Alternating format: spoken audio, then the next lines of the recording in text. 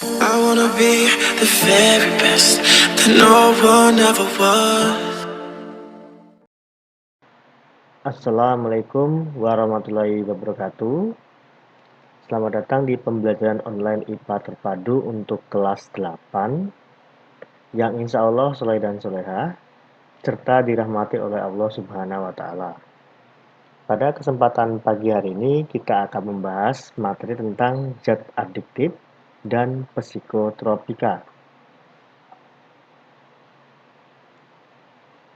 Zat adiktif dan psikotropika dalam kehidupan sehari-hari biasa dikenal dengan nama narkoba, yaitu narkotika dan obat berbahaya atau nabza, narkotika, psikotropika, dan zat adiktif.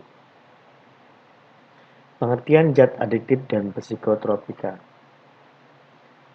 Nabza adalah obat yang berasal dari tanaman atau bukan tanaman, biasa sintetik atau semi-sintetik, yang jika dikonsumsi atau dimakan, diminum, diisap atau dihirup, kemudian dimasukkan atau disuntikan ke dalam tubuh, dia bisa menurunkan kesadaran atau perubahan kesadaran, kemudian hilangnya rasa nyeri dan dapat menimbulkan ketergantungan.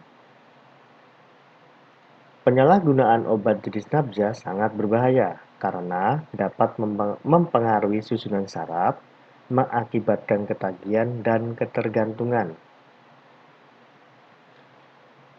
Adapun pengertian zat adiktif adalah zat yang pemakaiannya dapat menimbulkan ketergantungan baik secara fisik yang kuat dan ketergantungan psikologis yang panjang.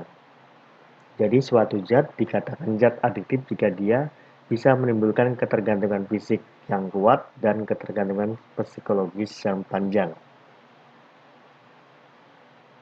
Pembagian zat adiktif yang pertama adalah narkotika, berupa obat atau zat yang berasal dari tanaman, kemudian obat penenang, obat dalam dunia kedokteran, yang biasanya dipakai dalam dosis kecil untuk membuat tenang dan tertidur.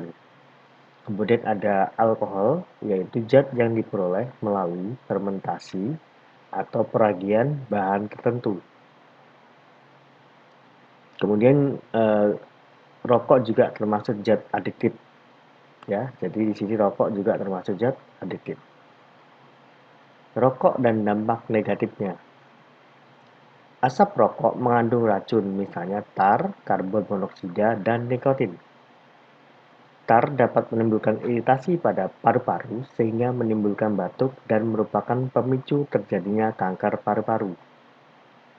Karbon monoksida lebih mudah terikat oleh hemoglobin daripada oksigen, sehingga mereka yang sering atau kecanduan rokok, maka di dalam darahnya bukan oksigennya yang banyak, tapi darahnya akan banyak mengandung karbon monoksida. Dan itu cukup berbahaya ya, kalau dilakukan terus-menerus. Nikotin merupakan racun yang menyebabkan ketagihan, peningkatan tekanan darah, dan detak jantung. Nah, baru-baru ini atau beberapa tahun belakangan ini kita melihat atau mengenal rokok bentuk baru yang kita kenal dengan vape atau rokok elektrik. Nah, apa perbedaan dan persamaannya serta bahayanya?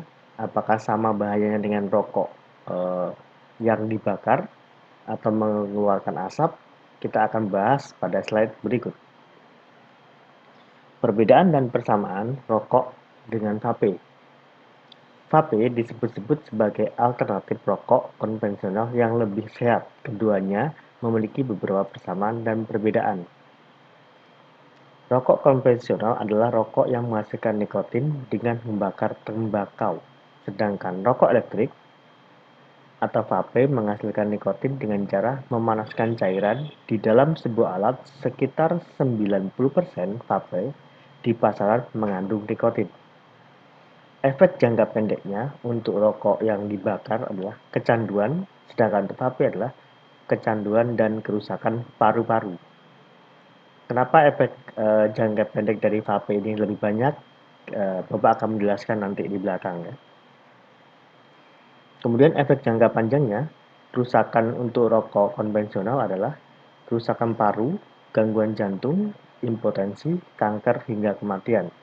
Sedangkan untuk vape, kerusakan paru, gangguan jantung, dan masih terus diteliti karena vape ini adalah hal yang baru, maka masih harus diteliti. Dan mungkin nanti ditemukan lagi banyak efek jangka panjang dari vape ini. Kemudian bahan toksik atau bahan racun untuk rokok yang dibakar adalah ada nikotin, glikol, gliserol, aldehid, formaldehid, acrolein, hingga sampai nanti partikular matter ya. Sedangkan untuk rokok elektrik, bahan racunnya adalah nikotin, tar, karbon monoksida, benzena, formaldehid, amonia, kadmium, ya, amonia dan juga kadmium. Kemudian efeknya untuk rokok yang dibakar adalah adiksi, iritasi saluran napas dan saluran paru, inflamasi paru, karsinogen atau kanker, kemudian jantung sistemik, dan juga kerusakan sel. Sedangkan untuk rokok elektrik atau vape, efeknya adalah adiksi, penyakit paru, emfisema, kanker, gangguan paru, jantung dan janin, leukemia, inflamasi paru, dan lain-lain. Ya, masih banyak lagi. Sedangkan persamaannya adalah mengandung nikotin, berbahaya, berbahan karsinogenik atau memicu kanker, dan berbahan toksik atau racun. Sedangkan perbedaannya adalah vape tidak memiliki tar atau residu tembakau seperti karbon monoksida karena tidak dibakar. Vape memiliki bahan kimia lain dari penguapan. Nah, jadi perbedaan vape dengan rokok ini adalah kalau rokok itu dibakar, yang masuk ke dalam tubuh itu murni asap atau gas. Sedangkan kalau kalau vape, dia adalah cairan yang dipanaskan atau diuapkan sehingga nanti membentuk uap. Kemudian uap itu akan dihisap ya atau dihirup. Nah, kalian bayangkan ketika cairan menjadi uap, ya, ketika dia panas dia menjadi uap. Tapi ketika dia masuk ke dalam tubuh, ada kemungkinan jeda waktu itu akan menyebabkan cairan itu tidak lagi menjadi uap, tapi sebagian dari cairan itu akan menjadi zat cair. Nah, ketika uap ini berubah menjadi zat cair, ketika di dalam tubuh, kira-kira uap ini bisa nggak keluar dari tubuh? Tidak bisa ya. Nah, ini berarti ada sebagian persen kecil dari vape ini yang tertinggal di dalam tubuh kita kalau kita menggunakan vape. Nah, kalau hal itu dilakukan berulang-ulang, maka zat yang tadi tertinggal di dalam tubuh itu akan menumpuk dan terakumulasi sehingga menyebabkan efek jangka pendek, efek jangka panjang, dan juga efek-efek yang lain. Nah, makanya sebisa mungkin kalian hindari yang namanya baik itu rokok konvensional maupun vape. Jelas ya? Oke. Kemudian dampak negatif minuman keras. Alkohol atau etanol dan atau kecanduan bagi peminumnya. Alkohol mengganggu sistem saraf. Artinya ketika seseorang itu mengkonsumsi alkohol, maka sistem sarafnya akan terganggu. Makanya dia sering ngelantur ngomongnya ya, sering ngelantur, kemudian ngomongnya tidak terkontrol seperti itu. Jalannya juga sempoyongan. Yang ketiga, alkohol dapat menyebabkan penyakit jantung karena dia menyebabkan eh, otot jantung bekerja lebih keras, sehingga menyebabkan jantung itu bekerja lebih keras. Alkohol menyebabkan sel-sel hati bekerja lebih keras karena harus menghilangkan racun yang terdapat di dalam alkohol. Jadi nanti misalnya seseorang itu terlalu banyak mengkonsumsi alkohol, maka sel-sel hatinya bekerja lebih keras sehingga nanti akan menyebabkan kerusakan pada sel-sel hati karena dipaksa bekerja beberapa kali lipat untuk menghilangkan racunnya nantinya. Biasanya mereka yang terlalu banyak atau terlalu sering mengkonsumsi alkohol bisa mengalami penyakit hepatitis atau penyakit hati. Dan itu sangat berbahaya. Kemudian dampak negatif zat psikotropika. Zat psikotropika sebenarnya adalah obat yang dapat mempengaruhi pikiran dan sistem saraf.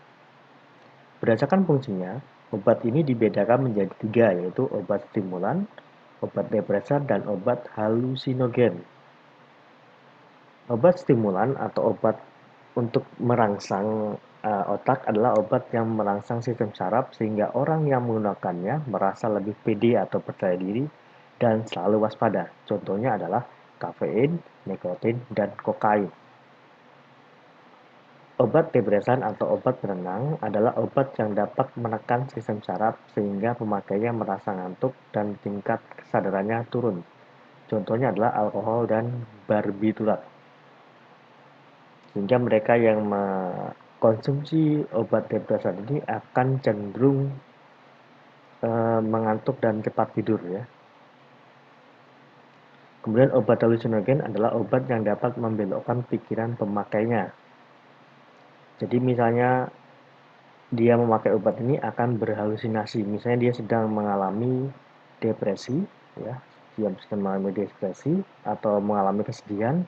Ketika mengkonsumsi obat ini, pikirannya dibelokkan menuju ke arah yang senang, bahagia kayak gitu ya, sehingga dia akan lebih tenang. Tapi ini dengan menggunakan dosis kecil sesuai dengan petunjuk dokter. Tidak boleh sembarangan. Nah, kalau sembarangan memakainya atau dengan dosis sendiri atau dengan dosis kira-kira sendiri, itulah yang disebut sebagai penyalahgunaan zat psikotropika ya. Penyalahgunaannya, zat adiktif dan psikotropika sangat berguna untuk pengobatan seperti yang Bapak bahas tadi ya. Sangat berguna untuk pengobatan tentunya dengan dosis yang diawasi oleh dokter ahli. Namun, penyalahgunaannya sangat berbahaya karena dapat menimbulkan kecanduan dan penggunaan yang berlebihan dapat menyebabkan kematian. Ingat, sesuatu yang berlebihan itu tidak baik ya. Orang yang menggunakan zat adiktif dan psikotropika telah membunuh dirinya sendiri secara perlahan. Ini bagi mereka yang penggunaannya tidak terkontrol atau tidak diawasi oleh dokter. Penanggulangannya, Badan Koordinasi Pelaksana (Bakolak) dibentuk berdasarkan Instruksi Presiden Nomor 6 Tahun 1971 untuk menanggulangi masalah penyalahgunaan narkoba. Untuk mencegah penyalahgunaan narkoba, kalian dapat melakukan hal-hal berikut. Yang pertama, tingkatkan keimanan dan ketakwaan kepada Allah Subhanahu wa taala. Jangan sekali-kali mencoba mencicipi narkoba. Yang ketiga, berusahalah untuk selalu berkomunikasi dengan keluarga. Yang keempat, ikut aktif mengawasi peredaran narkoba. Jadi khusus yang bagian kedua, yaitu jangan sekali-sekali mencoba mencicipi narkoba, adalah misalnya ada seseorang atau orang yang baru kalian kenal kemudian menawarkan kalian paket narkoba misalnya, ini ada misalnya ini ada obat bagus nih supaya kalian bisa seks, obatnya enak. Maka itu jangan kalian terima atau jangan kalian ambil. Karena sistemnya mereka itu akan yang pertama mereka akan memberikan kalian secara cuma-cuma. Misalnya selama sebulan itu dia ada 4 minggu, minggu pertama, minggu kedua, minggu ketiga, minggu keempat itu masih cuma-cuma. Nah, bulan berikutnya karena kalian itu sudah ketagihan dengan barang itu atau obat itu, maka bulan berikutnya dia akan memberi kalian dengan membayar setengahnya misalnya. Terus makin bulan-bulan berikutnya, maka harganya akan dinaikkan. Nah, bayangkan kalau kalian tidak memiliki banyak uang atau banyak dana untuk membeli obat tersebut, sedangkan kalian sudah ketagihan, apa yang akan kalian lakukan untuk mengobati ketagihan kalian akan obat itu? Yaitu kalian bisa melakukan hal-hal yang sifatnya negatif, misalnya mencuri, menodong, mencopet, dan lain sebagainya, untuk uangnya kalian gunakan untuk membeli obat tersebut. Ya, itulah salah satu bahaya dari penyalahgunaan zat adiktif dan psikotropika. Jadi jangan sekali-kali mencoba ataupun mencicipi narkoba. Jelas ya? Oke. Nah, narkoba tidak hanya dalam bentuk obat, tapi juga sekarang marak yang namanya lem. Lem apa tuh? Lem Garuda kah apa itu ya? Yang biasa digunakan untuk ngelem ban itu, untuk menambal ban. Nah, itu biasanya anak-anak sekarang yang sering kita jumpai di lampu merah itu kadang dia menyembunyikan lem itu di bagian di balik bajunya untuk dihisap dan nanti akan menimbulkan efek kenang dan itu sangat berbahaya juga ya karena kadar aditif di dalam lem itu juga sangat berbahaya maka jangan sekali-kali dicoba.